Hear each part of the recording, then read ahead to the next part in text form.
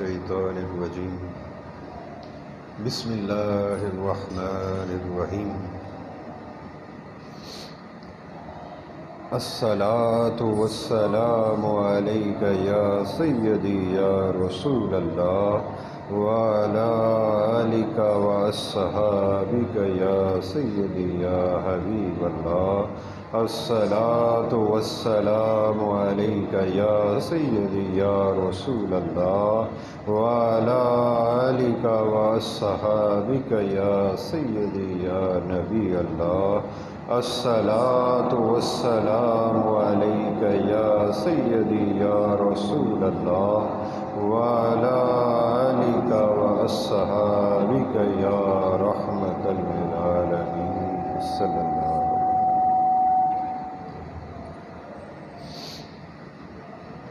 تمام تعریفیں، سب طرح کی تعریفیں اللہ ہی کے لیے، تمام تعریفیں، سب طرح کی تعریفیں رب کائنات ہی کے لیے، جس نے آدم علیہ السلام سے مخلوق کو پیدا فرمایا، اور درود ہو، سلام ہو اس ذات عالی پر،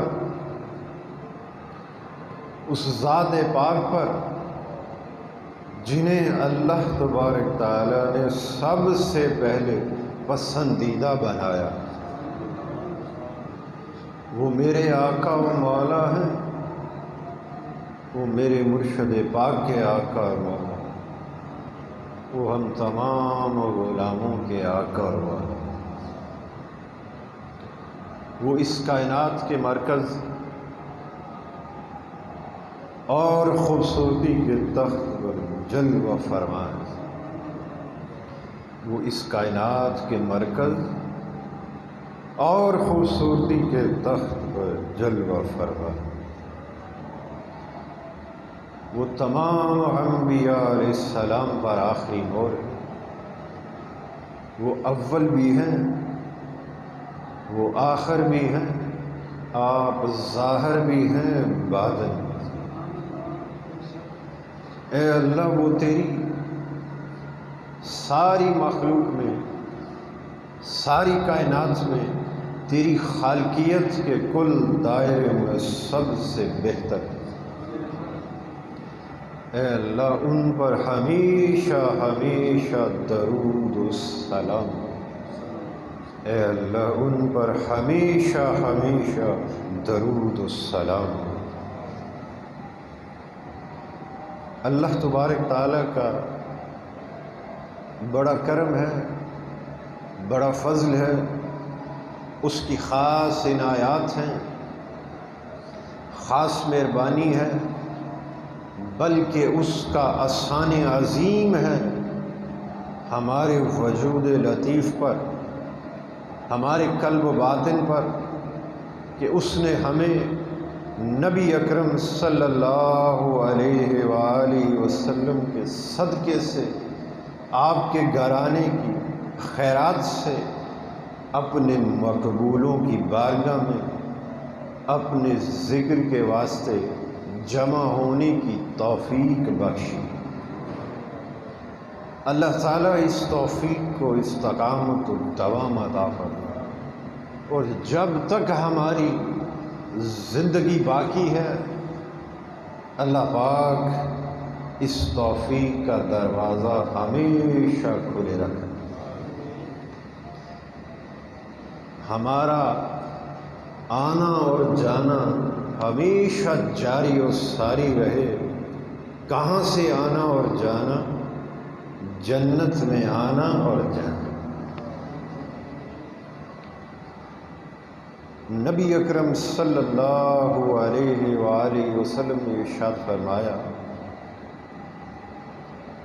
جنت میں جایا کرو اور جنت کے پھل کھایا کرو۔ جب اس کی وضاحت طلب کی گئی عرض کیا گیا یا رسول اللہ صلی اللہ علیہ وآلہ وسلم، آقا اس سے کیا مراد ہے؟ میں بڑی خاص بات کر رہا ہوں اور اسے بڑی توجہ کے ساتھ سمجھ لیں اور دلوں میں اس کو وارد کر دیں۔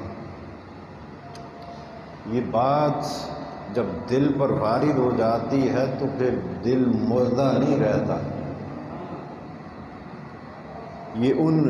آپ کا یہ فرمان عالی شان ان کنجیوں میں سے ایک کنجی ہے جس سے دل زندہ ہوتا۔ میں آپ سے اکثر خطابات کے اندر دل کی باتیں کیا کرتا ہوں، میری بات کو سمجھیں۔ اپنی وجدانی کیفیات میں، اپنے دل کے خیالات میں جو میرے مرشد پاک کے وسیلے سے بارگاہ مصطفیٰ کا خیرات نصیب ہے، میں اس میں آپ کو شامل کرتا ہوں۔ خطابات تو ہوتے ہی رہتے ہیں، یہ تو روش چلتی ہی چلتی جا رہی ہے اور قیامت تک جاری اور ساری رہنی ہے، مگر جی چاہتا ہے کہ جو سونے مرشد نے مجھے عطا کیا میں آپ کو بھی شامل کروں، اس کیفیات کے ساتھ جس حد تک ہو سکے اس خزانے، اس خیرات کے اندر سے حصہ تقسیم کروں۔ تو یہ ایک کنجیوں میں سے ایک کنجی ہے۔ اللہ تعالیٰ کے ولی کا طریقہ کار یہ ہے کہ جب وہ دل کو زندہ فرماتے ہیں تو اسی حدیث پاک کو بنیاد بناتے ہیں۔ یہ بڑی راز کی باتیں ہیں جو میں بتا رہا ہوں۔ جب بھی کسی ولی کامل کی بارگاہ میں جاؤ، اللہ والے کی بارگاہ میں جاؤ، اللہ کے ذاکر بندے کی بارگاہ میں جاؤ گے اور ان کے دسترخوان کے ٹکڑے کھاؤ گے تو وہ اسی حدیث مبارکہ کے ظاہری الفاظ کی بات کر رہا ہوں، وہ اسی حدیث مبارکہ سے ابتدا کریں گے، تیرے دل کی حیات ہے۔ اسی حدیث مبارکہ کو آپ کو سنائیں گے، آپ تک پہنچائیں گے اور پھر حکم دیں گے کہ جو میں کہتا ہوں اسے دل پر وارد کرو۔ جب بندہ اس رہبر و رہنما کی بارگاہ میں حاضر ہوتا ہے، اس راہ دکھانے والے، راہ پر ڈالنے والے، بلکہ میں یوں کہوں گا کہ ہم تو وہ خوش نصیب ہیں جو ایسے رہبر و رہنما کے ساتھ ہماری نسبت ہے جو راہ بھی دکھاتے ہیں، راہ پر ڈالتے بھی ہیں اور منزل پر پہنچاتے بھی ہیں۔ ایک ہوتا ہے رستے پر رستے کی پہچان بتانے والا، کسی سے رستہ پوچھا جائے تو وہ بتا دے کہ ہاں بھئی فلاں منزل کا طالب ہوں، تو رستہ دریافت کرتا ہوں، تو وہ رستہ بتا دیتے ہیں کہ فلاں جگہ چلے جاؤ، وہاں سے اس رستے کی، اس منزل کا، اس ارتقاء عظیم کی ابتدا تجھے نصیب ہوگی۔ اور کچھ ایسے بھی ہوتے ہیں جو پکڑ کر اس راہ پا دیتے ہیں، اور کچھ ایسے بھی خاص اللہ کے مقربین ہیں جن سے اللہ کا رستہ مانگا جائے تو وہ راہ دکھاتے بھی ہیں، راہ پر چلاتے بھی ہیں اور منزل تک چھوڑ کر آتے ہیں۔ بھولنے اور بھٹکنے کی گنجائش باقی نہیں رہتی، لیکن یہاں پر یہ جو میں ایک نکتہ بتا رہا ہوں اس سے بڑی توجہ کے ساتھ، تو وہ بھولنے اور بھٹکنے کی گنجائش وہ دروازہ بند کر دیتے ہیں، اور یاد رہے کہ وہ دروازہ بند اسی کے دل پر ہوتا ہے جس نے دل پر ان کے فرمان کو، ان کی محبت کو، ان کے پیغام کو، ان کی اتباع کو، ان کے نقش قدم پر چلنے کی توفیق کو جس نے دل پر وارد کیا، اسی کے لیے بھولنے اور بھٹکنے کا دروازہ بند ہوتا ہے۔ جو آیا اور آ کر سنا، سننے کے بعد سبحان اللہ کہا، ماشاءاللہ کہا اور پھر دوسرے دروازے سے چلا گیا، تو وہ صاحب حال نہیں بنتا، بس کیفیت والا ہوتا ہے کہ جتنی دیر ان کی کچہری کے اندر اس ولی کامل، اس ذاکر بندے کی کچہری میں رہتے ہیں، بس اتنی دیر اس لذت سے مستفید ہوتے ہیں۔ جب وہاں سے جدا ہوتے ہیں تو پھر وہ کیفیت نہیں رہتی، وہ کیفیت جاتی رہتی ہے، کیونکہ کیفیت کا اپنا وجود نہیں ہے۔ یہ میں بڑی خاص بات بتا رہا ہوں، جیسے خوشبو کا اپنا وجود نہیں مادی، اسی طرح کیفیت کا مادی وجود نہیں ہوتا، اس کا تعلق دل سے ہے۔ میں بڑی خاص بات کر رہا ہوں، اسے بڑی توجہ کے ساتھ۔ جیسے خوشبو کا مادی وجود نہیں، ہم کہتے ہیں کہ خوشبو آ رہی ہے، جب کسی کو یہ کہیں کہ خوشبو آ رہی ہے تو وہ سوال کرے گا بھی کس شے کی خوشبو ہے؟ تو کہا جاتا ہے کہ فلاں پھول کی، فلاں پھل کی خوشبو آ رہی ہے۔ اب وہ جو پھل تھا، پھول تھا، اس کا ایک مادی وجود ہے، بات کو سمجھ رہے؟ مگر اس سے جو خوشبو پھوٹ رہی تھی اس کا ایک مادی وجود نہیں تھا۔ وہ خوشبو جو آپ تک پہنچتی ہے وہ ایک مادی وجود نہیں رکھتی، وہ جس شے سے بس، بلکہ اس کو یوں سمجھ لیں، اور جس کے سینے سے پھوٹ رہی ہے وہ صاحب حال وجود رکھتا ہے۔ جب تک آپ اس ولی کامل کے ساتھ اس کی کچہری کے اس احاطے کے اندر موجود رہیں گے، وہ خوشبوئیں جو مدینے کے ماہی کے در سے آ رہی ہیں، وہ لذتیں تجھے ملتی رہیں۔ جب تو ان کے فرمان کو، ان کی اتباع کو اپنے اوپر لازم کر لے گا، ان کے ارشادات کو دل پر وارد کر لے گا، تو پھر کیا ہوگا؟ پھر تجھے بھی اس میں دوام نصیب ہو جائے گا، تجھے بھی وہ مادی وجود عطا کر دیا جائے گا۔ پھر تجھ سے بھی خوشبو آیا کرے گی، درود پاک کی خوشبو آئے گی، تجھ سے بھی خوشبو آئے گی مدینے کے ماہی کی۔ تو واپس پلٹتے ہیں اس بات کی طرف، یہ سمجھانے کی غرض سے میں نے بتایا۔ تو بندہ صاحب حال اس وقت ہوتا ہے کہ جب سننے والے الفاظ کو دل پر وارد کرے۔ تو فرمایا کہ جنت میں جایا کرو اور جنت کے پھل کھایا کرو۔ وضاحت پوچھی گئی، اس کا پوچھا اس سے مراد کیا ہے؟ تو فرمایا اللہ کے ذکر کی مجلس، جس جگہ اللہ کے ذاکر بندے موجود ہوں اور مل کر اللہ کا ذکر کرتے ہوں، وہ خطہ جنت ہے۔ اسے حرف عام میں لے آئیں، جس مقام خاص پر فقط اللہ کا ذکر کیا جائے اور لوگ وہاں جمع ہوں، اکٹھے ہوں، فقط اللہ کے ذکر کے واسطے، حلقہ ذکر قائم کرنے کے واسطے، حلقہ درود قائم کرنے کے واسطے۔ اب آپ کہیں گے بات تو ذکر الہی کی ہو رہی ہے، تو میں نے اس میں حلقہ درود کا ذکر کیوں کیا؟ وہ حلقہ درود ہی تو ذکر خدا ہے۔ یہ تو ہم کہتے ہیں کہ یہ ذکر خدا ہے اور یہ ذکر مصطفیٰ ہے، اور رب کی جہت سے دیکھو وہ فرماتا ہے میرے مصطفیٰ کا ذکر میرا ذکر۔ جس نے محمد محمد کی تسبیح جبی، اس نے رب رب کی تھا۔ تو حلقہ درود جس جگہ پر قائم کیا جائے، حضور کر درود پاک پڑھنے کی محفل منعقد کی جائے، جس مقام خاص پر اور کوئی کام نہ ہوتا ہو، بس جب بھی لوگ آئیں تو حضور پر درود مل کر پڑھیں یا اللہ کا ذکر کریں، تیسرا کام وہاں نہ ہوتا ہو، تو فرمایا وہ جگہ کیا ہے؟ جنت ہے۔ اللہ کے ذاکر بندے جس جگہ موجود ہوں، وہ جگہ، وہ خطہ زمین جنت ہے، اور ان کے ساتھ مل کر ان کی صف پر بیٹھ کر اللہ کا ذکر کرنا، جنت کے پھل کھانا۔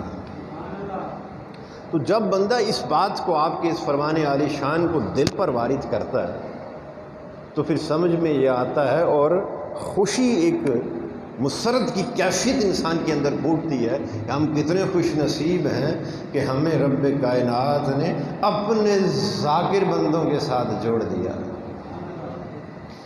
پلٹ پلٹ کر وہ دن آتا ہے اور ہم پر ان کے وسیلے سے توفیق کا دروازہ کھل جاتا ہے، اور غلام آ جاتے ہیں اور آ کر مل کر اللہ کو یاد کرتے ہیں۔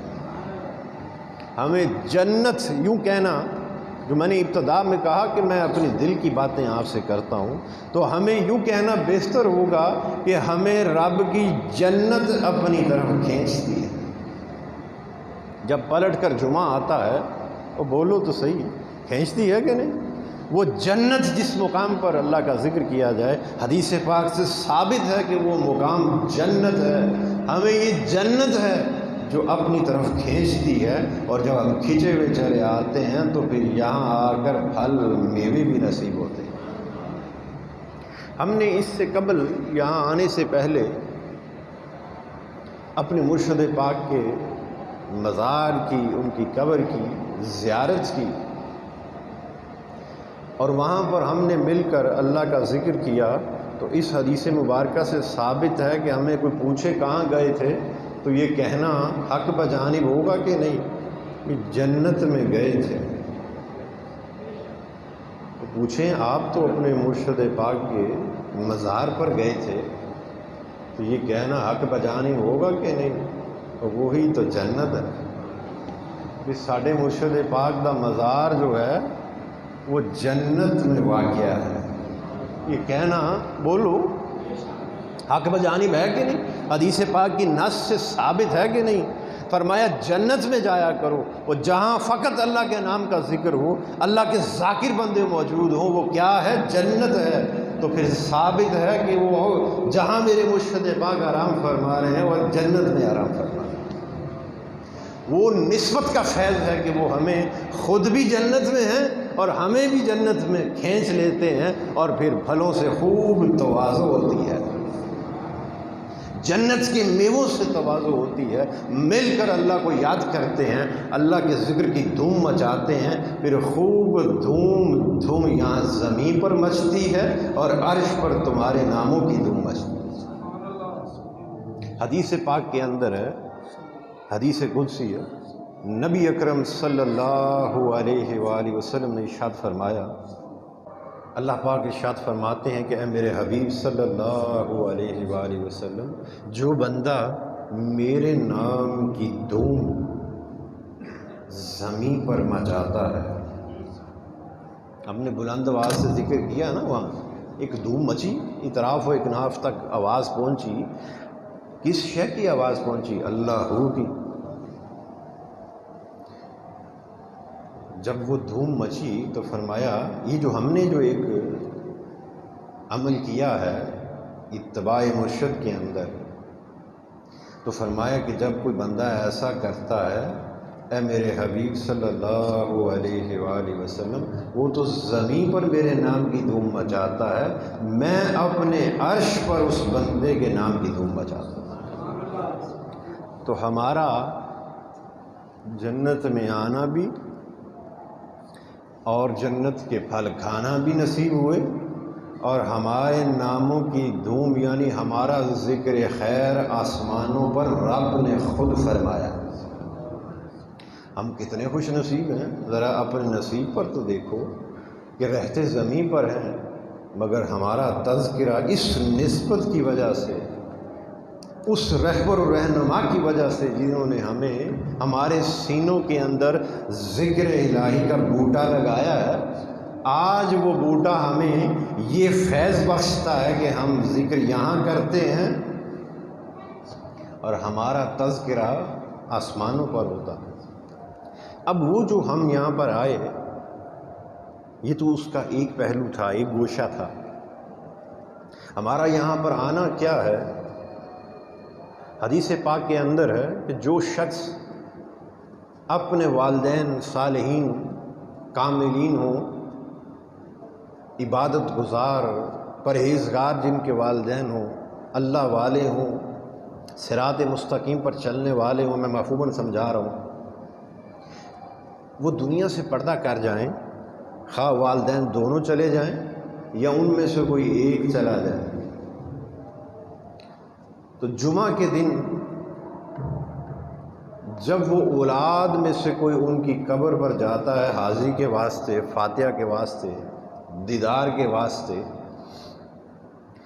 اور جمعہ کے دن وہ جا کر اپنے والدین کے مزار پر، ان کی قبر پر جا کر حاضری دیتا ہے، میں بڑی خاص بات بتا رہا ہوں اور یہ حدیث پاک اس کی بنیاد ہے۔ تو پھر فرمایا کہ اس کا نام فرما برداروں میں لکھ دیا جاتا ہے، اس کا نام فرما برداروں میں لکھ دیا جاتا ہے اور اس کی بخشش فرما دی جاتی ہے۔ اب اپنے احوال پر دیکھیں کہ یہاں جتنے بھی لوگ آئے ہیں، آ کر بیٹھے ہیں، یہ سارے کے سارے فرما بردار بیٹھے ہیں اور یقیناً ان کے وسیلے سے بخشش کا سامان کیے بیٹھے ہیں۔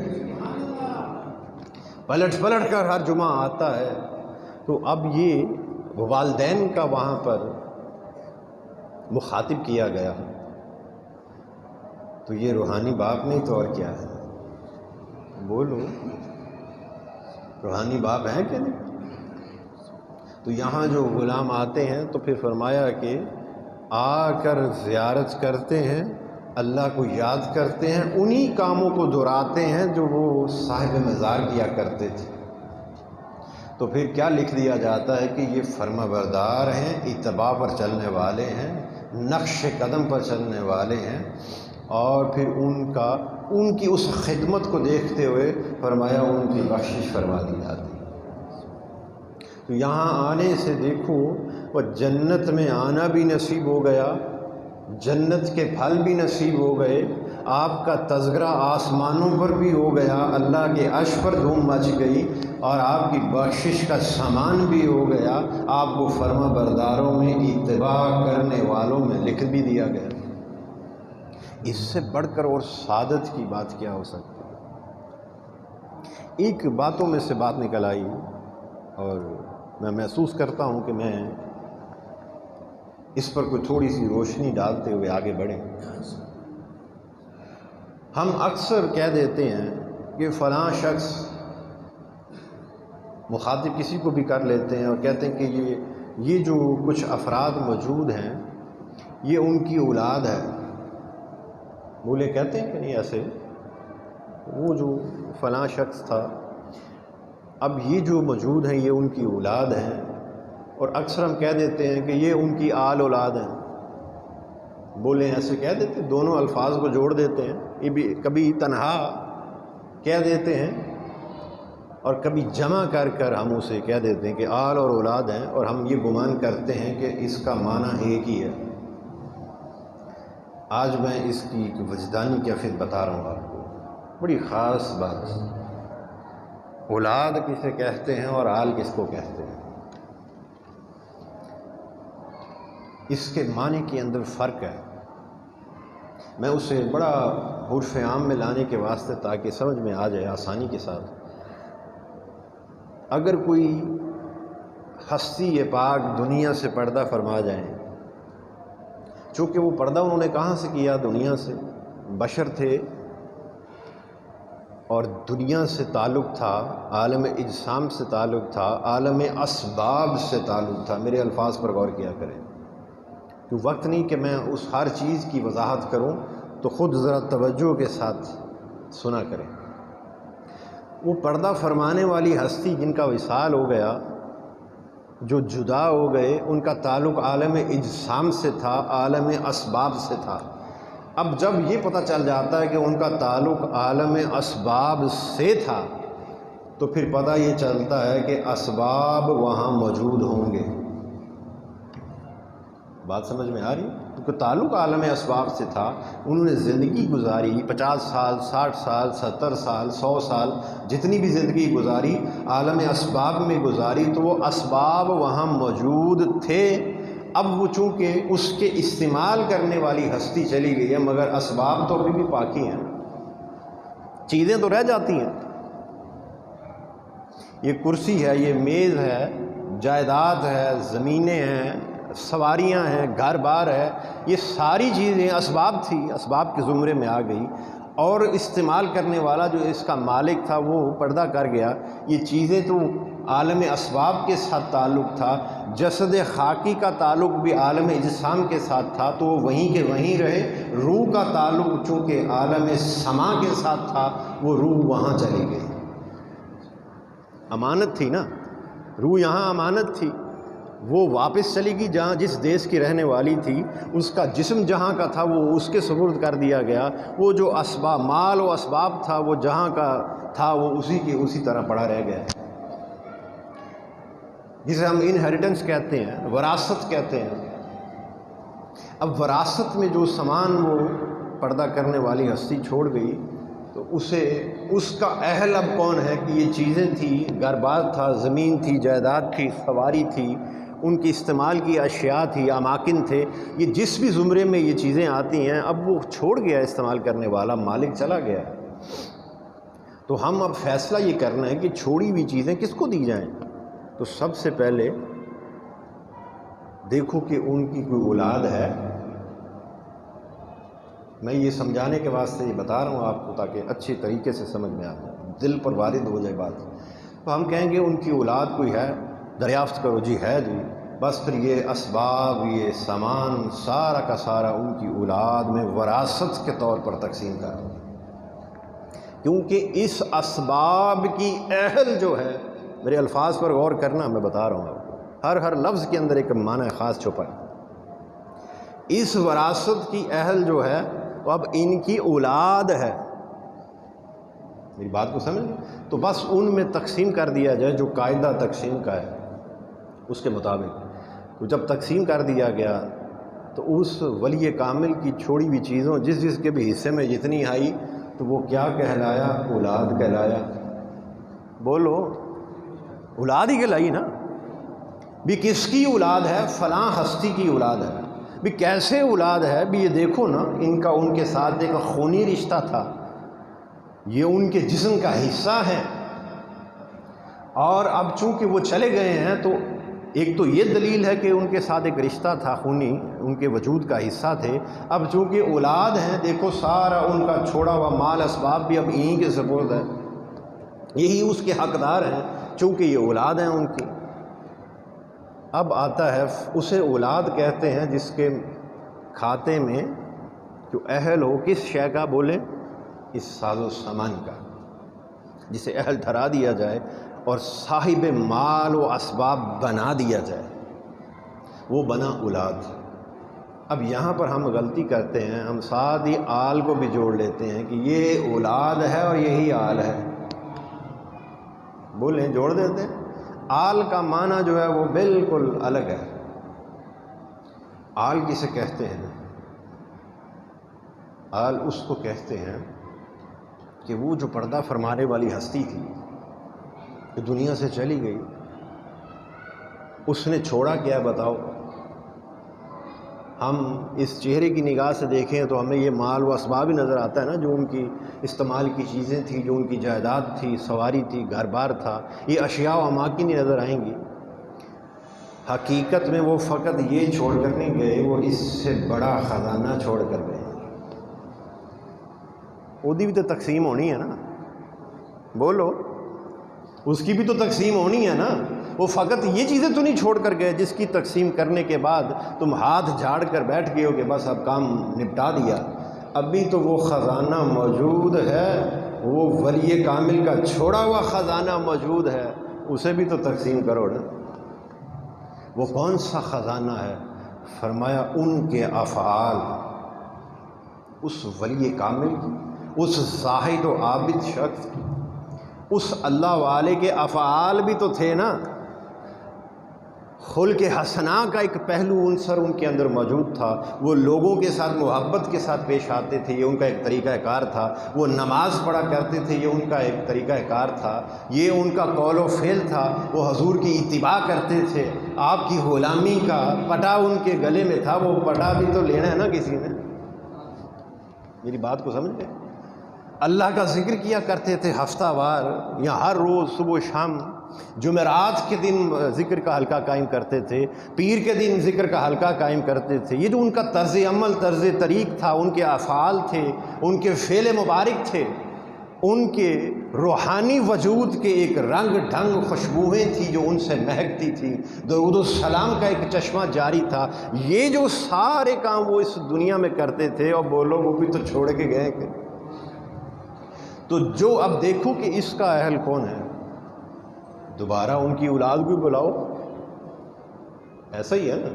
تو پھر جو اولاد میں سے، میں بڑی جامع بات کر رہا ہوں، ان کے افعال کو بھی اپنا لے، ان کے چھوڑے ہوئے اعمال صالحہ کو اپنا کر آگے وسعت دے دے، کیونکہ ان کی زندگی تو ختم ہو گئی نا، اب آگے اولاد کی زندگی ان سے آگے ہے، وہ ان کے چھوڑے ہوئے وہ کام جو اللہ تعالیٰ کے پسندیدہ کام تھے ان کو اپنائے اور اسے مزید آگے بڑھا دے۔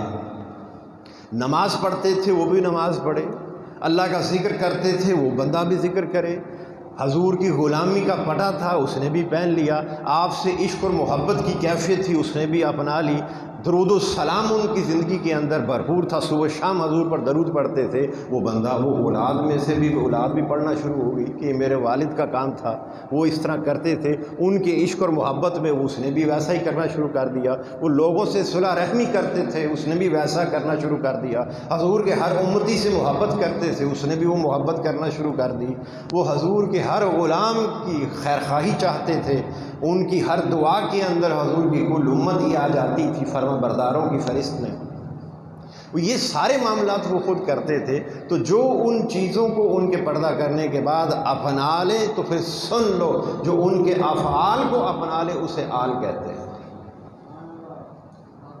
بات کو سمجھ آ رہی؟ جو فقط دنیا کو اپنا لے وہ اولاد کہلاتی ہے، اور جو اس روحانی اور نوری خزانے کو بھی ساتھ میں اپنا لے تو پھر یہ دو لفظ یکجا ہوں گے کہ یہی اولاد ہے اور یہی آل ہے۔ ہم جب دعا کرتے ہیں تو جب کسی کوئی صالح ثواب کرتے ہیں تو شروع کہاں سے کرتے ہیں؟ تحفتاً ہدیتاً بارگاہ مصطفیٰ سے شروع کرتے ہیں۔ اے اللہ، میں نے جو تیرا پاک کلام پڑھا، تیرا ذکر کیا، تیری حمد و ثنا کی، تو نے مجھے توفیق بخشی ہے، پروردگار عالم اسے اپنی بلند بارگاہ میں قبول فرما لے۔ غلطی کوتاہی ہم سے جو ہو گئی اس کے پڑھنے میں، پڑھانے میں، سننے میں، سنانے میں، جو اس کا ادب بجا نہیں لا سکے، اس میں جو ہم سے غلطی ہو گئی ہے اسے معاف فرما کر اسے قبول کر لے، اور ہدیتاً تحفتاً نذرانتاً تیرے محبوب پاک صلی اللہ علیہ وآلہ وسلم کی بارگاہ میں پیش کرتے ہیں۔ پہلے رب سے کہتے ہیں سونیا تو قبول کر لے۔ رب کا قبول کرنا کیا ہے؟ یہ بڑی راز کی بات بتا رہا ہوں۔ رب کا قبول کرنا کیا ہے کہ جب رب نے قبول کر لیا تو پھر وہ بے عیب عبادت کہلائی۔ بات سمجھ آ گئی؟ رب نے قبول کیا تمہاری غلطیوں کو معاف کر کے، تمہاری کجی اور کمی کے پہلو کو معاف فرما کر کیا کیا؟ قبول کر لیا، اسے ہر عیب سے، ہر کمی سے، کجی کے عنصر سے پاک کیا، منزہ اور لطیف کیا۔ جب ایسا کر لیا تو پھر عرض کی باری تعالیٰ اب یہ ہر عیب سے پاک ہو گیا ہے، ہوں سونے دی بارگاہ سے پیش کر رہے ہیں۔ وہ ڈاڈی بارگاہ ہے نا، وہاں کا ادب بھی بڑا۔ مجھ سے اکثر لوگ جو مدینہ پاک کے اندر رہنے والے سرکار سے منسلک آپ کے غلام ہیں، وہ اکثر فون پر بھی، میسیجز پر بھی جب ان سے رابطہ ہوتا ہے تو وہ پوچھا کرتے ہیں کہ ہم کیا کریں، ہم مسجد نبوی کے اندر بیٹھے ہیں، گنبد خضراء کو تک رہے ہیں، سنہری جالیوں باب السلام سے گزر رہے ہیں، کیا کریں، کیا طریقہ کار ہے؟ میں نے کہا کہ بس وہاں خاموشی سے رہا کرو، یہ بڑی بلند بارگاہ ہے۔ ہماری اوقات نہیں ہے کہ ہم وہاں جائیں، میں بڑی صاف بات کر رہا ہوں، ہماری اوقات نہیں ہے کہ ہماری وہاں تک رسائی ہو، نہ ہماری اوقات ہے، نہ ہمارا ایسا وجود ہے، یہ تو کرم ہے ان کا کہ ہم جیسوں کو بلا لیتے ہیں۔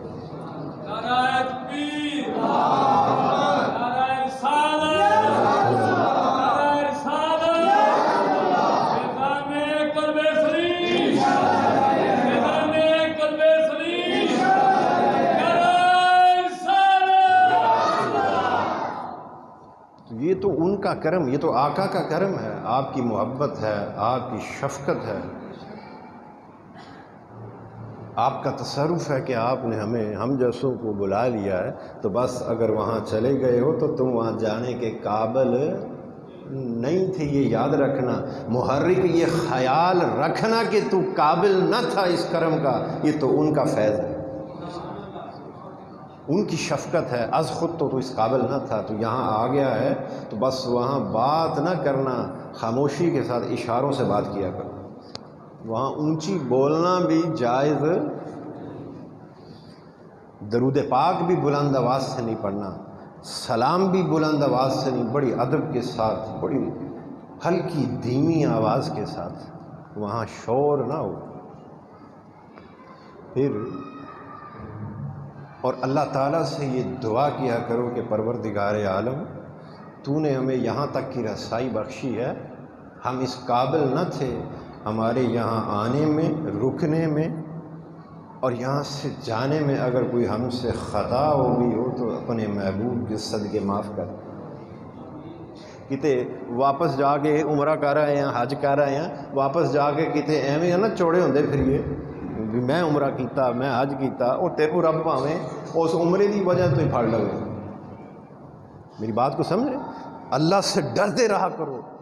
اگر کوئی عمرہ کر کے آیا ہے تو وہ خوف زدہ زیادہ ہو کہ میں اس در کے ادب کو نہیں جانتا، میں اس در کے ادب کو بجا نہیں لا سکتا، میں تو بڑا عیب و برا ہوں۔ پروردگار یہ تیرا کرم تھا، تو مجھے بلا لیا ہے، اگر بلا لیا ہے تو درگزر فرما دیں، معاف کر دیں کہ تے روز محشر ایس معاملے کی گرفت نہ کر لی۔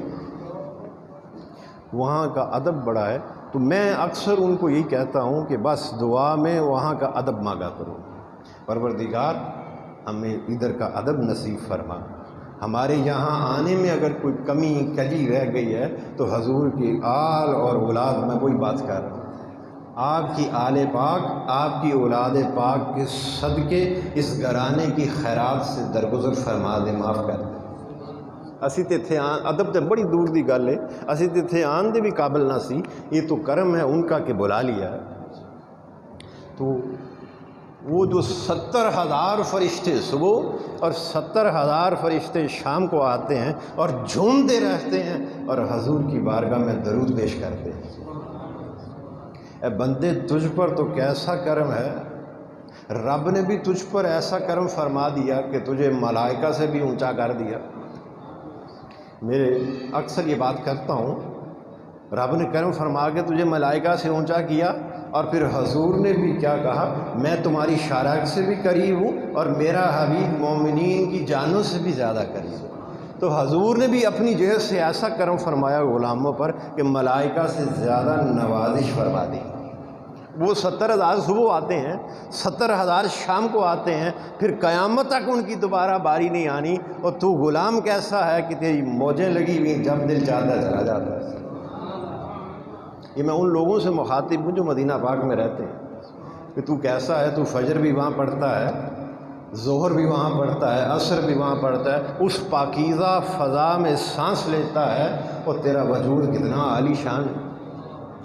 پلٹ کر اگلے دن پھر صبح کی نماز وہاں پڑھتا ہے، اور فرشتے تو پھر روتے جاتے ہیں کہ ان باری نہیں آنی، پر حضور کا کرم غلاموں پر کیسا ہے کہ فرشتوں سے بھی اونچا کر دیا۔ رب نے کیسے اونچا کر دیا؟ یہ آخری بات اس کو کیونکہ نکل آئی ہے تو اس کو بھی سنتے جائیں۔ رب نے ملائکہ سے آپ کو اونچا کیسے کیا؟ بھیجا تو ہمیں پستی کی جگہ پر ہے، مگر فرمایا کہ جو احسن تکریم کی طرف آتے ہیں تو پھر میں انہیں ایسی وسعت اور بلندی سے نوازتا ہوں کہ پھر فرشتے بھی نیچے رہ جاتے ہیں۔ وہ فرشتے نیچے کیسے رہ جاتے ہیں؟ فرشتوں کا تعلق ہے عالم نوری سے، عالم ملائک سے، اور ہر فرشتہ نور سے بنا ہے، اور چونکہ وہ نور سے بنا ہے اور اس نور کا تعلق جس نور سے فرشتے کو بنایا گیا ہے، اس نور کا تعلق عالم ملائک سے، عالم نوری سے ہے۔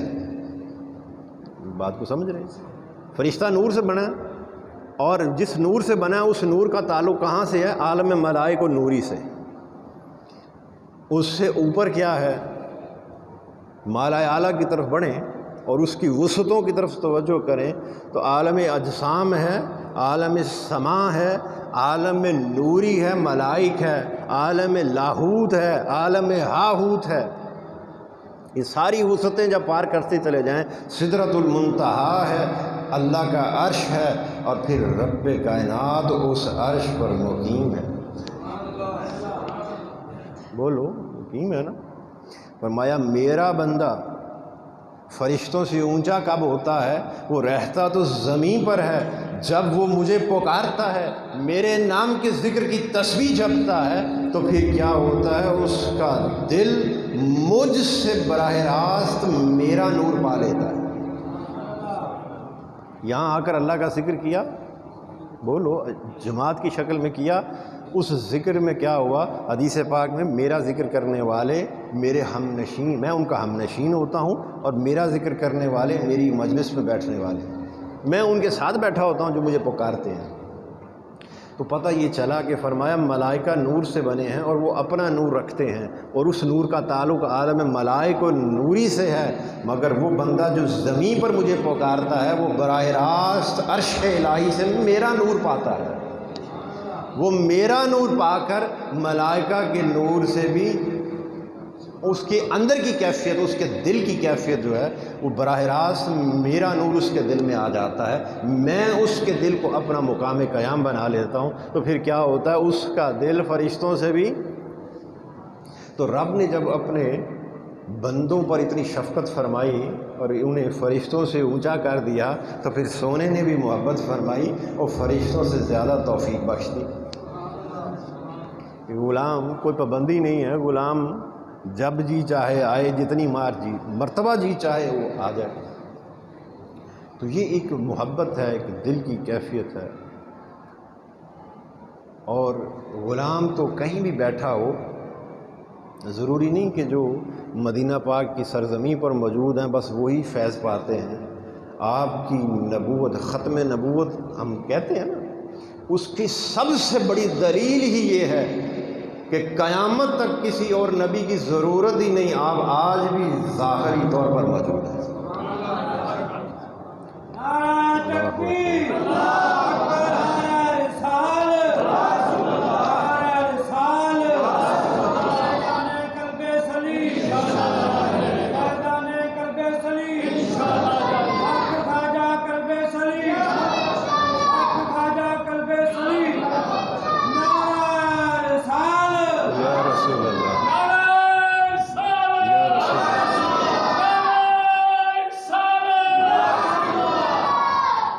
جیسے 1400 سال پہلے ظاہری طور پر ہر خاص و عام آپ کو دیکھتے تھے، آج بھی یہ دلیل ہے آپ کے خاتم النبیین ہونے کی دلیل ہے کہ جب کوئی نبی آتا اور وہ دنیا سے چلے جاتے تو پھر چلے جانے سے مراد یہ ہے کہ پھر دوسرے نبی کی ضرورت بولو ہوتی تھی۔ اب کسی اور نبی کی ضرورت کیوں نہیں ہے؟